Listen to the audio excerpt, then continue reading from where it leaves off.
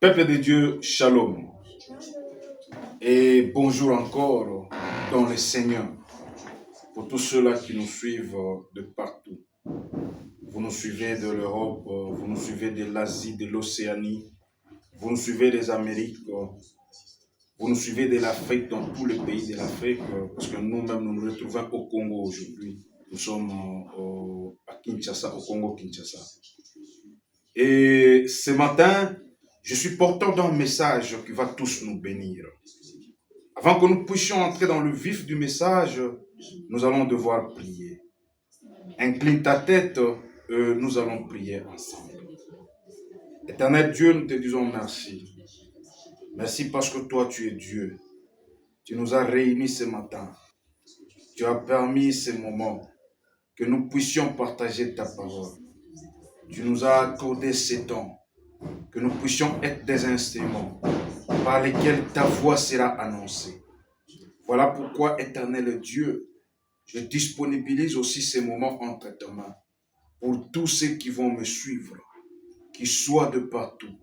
Laisse que ta bénédiction les accompagne et que cette parole de ce matin puisse changer leur vie, puisse ajouter quelque chose de plus dans leur vie. En nous puissant de l'Éternel, nous avons ainsi prié. Amen. Merci, bien-aimés. Et nous allons avoir 5 minutes de partage de la parole de Dieu. Et nous allons partager sur un thème qui dit l'écriture de Dieu. Est-ce que Dieu peut écrire? Oui, justement, Dieu est capable d'écrire dans la vie de quelqu'un. Et je me dire ce matin à une personne qui me suit que quand Dieu écrit dans la vie d'une personne, il y a des effets qui se présentent. Il y a des marques qui restent. C'est ça la spécialité de Dieu. Donc Dieu, quand il écrit, c'est tout le monde qui doit nécessairement voir que Dieu a écrit une écriture dans ta vie. Écoutez, nous allons lire la Bible dans l'évangile selon Saint Jean, chapitre 8. Nous commençons du 2e, nous allons lire jusqu'au 11e verset. C'est là qu'est notre message. Nous lisons au nom de Jésus. Mais dès le matin, il alla de nouveau dans le temple, et tout le peuple vint à lui. S'étant assis, il enseignait. Alors le scribe et les pharisiens amenèrent une femme surprise en adultère, et la plaçant au milieu du peuple, ils dirent à Jésus, Maître, cette femme a été surprise en flagrant délit d'adultère. Moïse, dans la loi, nous a ordonné de lapider de telles femmes. Toi donc, que dis-tu? Il disait cela pour le prouver, afin de pouvoir l'accuser. Mais Jésus s'étant baissé, écrivait avec le doigt sur la terre. C'est là qu'est le nez de mon enseignement. Jésus, les écoutant parler, il les a laissés parler. Et la Bible déclare que Jésus n'a pas répondu à ce qu'il parlait. Il est juste descendu sur la terre et il a commencé à écrire avec son doigt. Mais comme les gens qui l'entouraient, là je commence à expliquer, mais vous pouvez lire pour bien comprendre. Mais comme ces gens qui ont porté cette accusation envers cette femme, continuaient à parler, continuaient à l'interroger, la Bible dit que Jésus se releva. Et leur dit, celui de vous qui est sans péché, jette la première pierre contre elle. Quand il a dit ça, il s'était encore baissé. Il a encore écrit sur la terre. Les gens qui l'accusaient, quand ils ont entendu Jésus, la Bible dit, quand ils ont entendu cela, accusés par leur conscience, ils se retirèrent un à un, depuis le plus âgé jusqu'au dernier. Et Jésus resta seul avec la femme qui était là au milieu. Alors, s'étant relevé, et ne voyant plus que la femme, Jésus lui dit, Femme, où sont ceux qui t'accusaient? personne ne t'a-t-il condamné? Elle répondit, non Seigneur. Et Jésus lui dit, je ne te condamne pas non plus. Va et ne pêche plus. C'est ça notre enseignement de ce matin, bien-aimés. Ici, nous trouvons Jésus qui est venu plutôt dans le temple, comme c'était l'habitude des Juifs. Parce que le Juif, leur habitude, c'était de se réunir. La Bible déclare que Jésus est venu aussi se réunir comme d'habitude dans le temple. Et d'un coup, comme les gens les connaissaient, les gens ont établi Jésus comme étant juge, avant qu'il ne s'établisse lui-même. Les gens l'ont reconnu. Voilà pourquoi je voudrais dire à quelqu'un ce matin, quand tu écoutes le message de Jésus, personne ne peut te forcer à reconnaître la grandeur ni la royauté du Christ. Il faut connaître juste que le Christ est roi. Écoutez, le scribe et les pharisiens ici, c'est parmi les gens qui n'acceptaient pas que Jésus était le Messie qu'ils attendaient, qui n'acceptaient pas la mission de Jésus, parce que quand Jésus s'était dévoilé auprès d'eux, qu'il est venu et qu'il leur a dit, je suis venu avec une mission pour vous sauver, parce que Israël avait une promesse de Dieu. Et la promesse qui pesait sur Israël, c'était que je vous enverrai le Messie, il viendra et il vous sauvera. Donc Israël attendait le sauveur qui va venir un jour. Et quand ils attendaient ce sauveur, mais Jésus était déjà envoyé parmi eux comme étant sauveur. Mais eux sont restés incrédules. Donc ils n'ont pas accepté que le Christ, c'est lui qu'ils écoutaient parler, c'est lui qu'ils entendaient prêcher, était réellement celui qui était le Messie qu'ils attendaient, le sauveur qu'ils attendaient. J'aimerais annoncer à quelqu'un ce matin pour te dire que nous n'avons pas un autre sauveur, nous avons qu'un seul sauveur, et ce sauveur s'appelle Jésus-Christ de Nazareth. C'est lui qui a été envoyé pour nous sauver. Et si Jésus a été envoyé pour nous sauver, il a été envoyé pour nous sauver de l'iniquité, du péché originaire. Le péché originaire dont on parle, c'est le péché d'Adam. Quand l'homme s'était perdu, quand l'homme a perdu son pouvoir, parce que la Bible est en train de déclarer que Dieu, en créant l'humanité, Dieu a donné le pouvoir à l'homme, le pouvoir de baptiser les animaux, le pouvoir de la domination, le pouvoir du règne. Dieu l'a donné à l'homme qui l'a créé. Mais quand Dieu a chassé l'homme du jardin d'Éden, la Bible dit que Dieu a aveuglé les yeux d'Adam. Vous comprenez un peu ça, bien-aimé? C'est-à-dire, l'homme ne pouvait pas avoir le même pouvoir qu'il avait de domination dans le jardin d'Éden.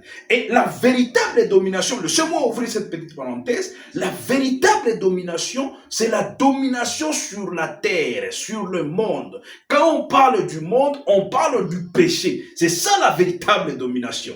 La véritable domination, ne pas dominer sur les démons, comme nous voyons ces derniers temps, de choses qui se passent dans les réseaux sociaux, le prédicateur de tout genre. Ce n'est pas ça la véritable domination. Ça fait partie de notre droit, au fait, cette domination-là. Mais la véritable domination, c'est la domination du mal, la domination du péché. Donc nous devons être au-dessus du mal. C'est ça la véritable domination. J'aimerais parler à quelqu'un ce matin. Toi qui n'arrives pas à dominer sur le mal qui t'entoure, toi qui n'arrives pas à dominer sur le péché qui te cherche à tout moment, j'aimerais t'annoncer ce matin qu'il y a un Christ qui a été élevé uniquement pour toi. Si tu crois en lui ce matin, il va te retourner ce pouvoir-là qui va te permettre de dominer. Il va effacer, il va effacer cet aveuglement qui est dans tes yeux pour que tu ne puisses pas voir. Il va effacer cet aveuglement et il va te donner la puissance et la domination. Ah, je déclare pour quelqu'un ce matin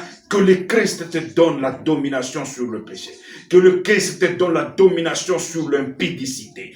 Que le Christ te donne la domination sur le calomnie. Que le Christ te donne la domination sur tout ce qui est mal. Tout ce qui t'empêche de ne pas avancer. Écoutez, c'est le mal qui amène quelqu'un à la mort. Cette femme ici, la Bible dit, elle a été prise en flagrance délit d'adultère. Et on l'a amenée devant Jésus, comme c'était écrit dans la loi de Moïse.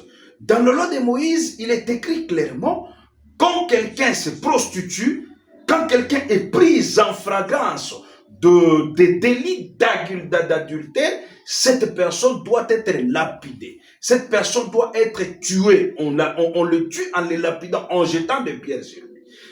Ces gens ici, des scribes et des pharisiens, ce qu'ils ont fait, c'était selon la loi. Donc, ils ont suivi la loi. Or, même la Bible que nous lisons aujourd'hui, quand vous allez dans le livre de Josué, Josué nous dit que ce livre de la loi ne s'éloigne point de ta bouche. Donc, je comprends ici que ces gens ici n'étaient pas dans le mal. Ils ont juste suivi ce qui est écrit dans le livre de la loi. Donc, ils ont respecté le livre de la loi en lapidant cette jeune femme. Mais attention, c'était la loi qui lapidait cette jeune femme. Quand on amène, quand les scribes et les pharisiens amènent cette femme au devant de Jésus, je vous pose la question et vous allez me répondre cette question dans vos propres maisons. Même en commentaire, vous allez répondre à cette question. Est-ce que le scribe et les pharisiens ont-ils fait quelque chose de mal en lapidant cette femme, ou soit ils ont juste respecté ce qui est écrit dans la loi? Voilà. Maintenant, quand Jésus les entend, vous avez la réponse. Vous avez la réponse. Je pourrais répondre directement ici, mais vous avez aussi votre réponse. C'est un sujet à méditer. Ma réponse par rapport à cette question est que ces gens n'ont pas péché. Ces gens n'ont pas fait de mal. C'est seulement quand Jésus entend cela, après que ces gens l'aient donné le titre de juge, quand on amène cet homme, voilà, et vous savez, j'aime la puissance de Dieu, parce que Dieu attire toujours la vérité vers lui. Vous vivez dans vos réalités et lui garde le monopole de la vérité. Ces gens, les scribes et les pharisiens, n'acceptaient pas le ministère de Jésus, n'acceptaient pas le règne du Christ, n'acceptaient pas non plus la royauté du Christ, n'acceptaient pas non plus que le Messie qu'ils attendaient, c'est lui qui était devant eux. Ils n'acceptaient pas ça. Mais quand ils amènent cette femme au devant de Jésus, indirectement, ils acceptent qu'il était le juge suprême. Ah, je parle à quelqu'un ce matin que le Christ est le juge suprême de ta vie. C'est lui qui est le juge de ta vie. Il va juger ta vie selon sa justice à lui. Il va juger ta vie selon sa volonté à lui, pas selon ce que les hommes pensent.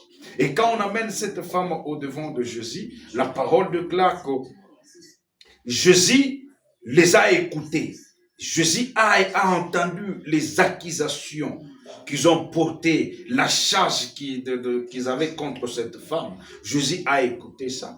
Et il n'a pas répondu directement. La Bible dit qu'il est descendu sur la terre et il a commencé à écrire sur la terre.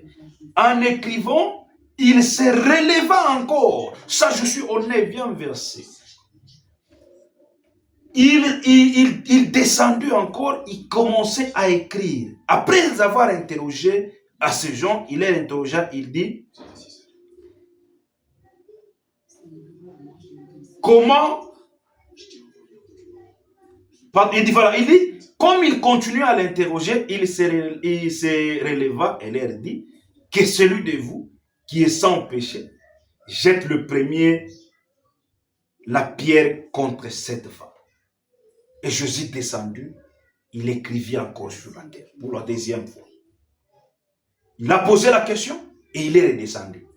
Il attendait que ces gens-là puissent les répondre. Parce que, écoutez, c'est ça aujourd'hui le caractère humain. C'est ce qui caractérise aujourd'hui l'humanité. L'humanité aujourd'hui porte des accusations inutiles envers des autres, porte des jugements vains envers des autres, sans pour autant commencer par voir leur intérieur, sans pour autant commencer par contrôler leur marche. Est-ce qu'ils sont dans la bonne voie en vous accusant? Est-ce qu'ils marchent eux-mêmes dans la crainte de l'Éternel quand ils posent des accusations viennent contre vous. Voilà ce que le monde se caractérise aujourd'hui. Vous pouvez vivre dans une maison, vous êtes à 2, vous êtes à 3, vous êtes entre l'homme et la femme. Il y a l'autre qui veut souvent avoir raison et l'autre ne veut pas la raison. Donc, tu ne veux pas écouter l'autre parce que tu penses que c'est toi qui as raison, c'est toi qui as le monopole de la vérité, c'est toi. Qui te dit réellement que ce que toi tu penses, c'est ce qui est une vérité? Attention, ne portez pas des jugements sur d'autres personnes tant que vous n'avez pas encore regardé dans vous-même. Est-ce que réellement vous marchez aussi selon la volonté de Dieu? Est-ce que vous êtes dans la droiture? Est-ce que vous êtes dans le bon chemin pour que vous puissiez porter jugement contre d'autres personnes? La Bible déclare pour la 3e fois, je vais terminer par là, pour la 3e fois, Jésus descendu encore, il écrivit. Quand il écrivait sur la terre, le temps que Jésus était baissé, la parole de Dieu déclare que en se relevant, tout le monde est parti, il s'est retrouvé avec la femme. C'est sûr, voilà maintenant là où il y a la conclusion de mon message. C'est sûr, cette femme avait péché, parce que la réponse de Jésus était claire. Jésus n'a pas dédouané cette femme du péché, non. J'aimerais parler à quelqu'un ce matin. La grâce ne nous donne pas le pouvoir de continuer à vivre dans le péché. Jésus a reconnu que la femme a fait du mal, mais Jésus a dit à la femme, comme celui de la grâce, et c'est ça même la force de la grâce plutôt, c'est ça la force de la grâce. Jésus a dit à cette femme, va et ne pêche plus. Ne reprends plus ce que tu fais. Quand nous venons dans le Seigneur nous appelle avec tout ce que nous avons comme charge, pour qu'il puisse nous décharger. Le Seigneur nous appelle avec tout ce que nous avons comme mal, comme péché, tout ce que nous avons comme imperfection. Il nous appelle avec ça. Tout ce que nous avons comme maladie, l'Éternel nous appelle avec ça. Mais quand nous nous approchons à l'Éternel, il nous purifie. Quand nous venons à Jésus-Christ, il nous sanctifie. Il efface nos péchés. Et il nous dit, continuez à marcher dans ma bonne voie. C'est là que je vais finir ce message ce matin. Bien-aimé, dans ta maison, regarde qu'est-ce que tu as fait de mal en étant chrétien réellement. Tu as déjà accepté le Christ. Tu es dans le Seigneur, tu sers Dieu, tu pries, tu vas chaque jour à l'église. Mais tu regardes, tu dis que ma situation, par exemple, ne change pas. Tu te regardes et tu te dis que ma vie ne change pas. Quand tu essaies de voir, tu as plusieurs difficultés. Tu as plusieurs problèmes, que ce soit au lieu du travail, que ce soit à ton bureau, vis-à-vis de tes collègues, vis-à-vis de tes supérieurs. Mais je crois ce matin à la visitation de Dieu et à l'écriture de Dieu. Laisse que Dieu puisse écrire dans ta vie ce matin au nom de Jésus. Prie avec moi, incline ta tête, prie avec moi. Dis à Dieu d'écrire une nouvelle écriture dans ta vie. Quand Dieu écrit son écriture dans ta vie, tous ceux qui sont comme accusateurs, ils vont fuir d'eux-mêmes. Prions le Seigneur. Yahweh, en ce moment de gloire, en ce moment où nous venons d'écouter ta parole, je prie pour une dame qui m'a écouté. Je prie pour un frère qui m'a écouté. Je prie pour une sœur qui m'a écouté. Je prie pour un papa qui m'a écouté. Qui se retrouve dans des difficultés actuellement. Que ce soit des difficultés financières. Que ce soit des difficultés matrimoniales.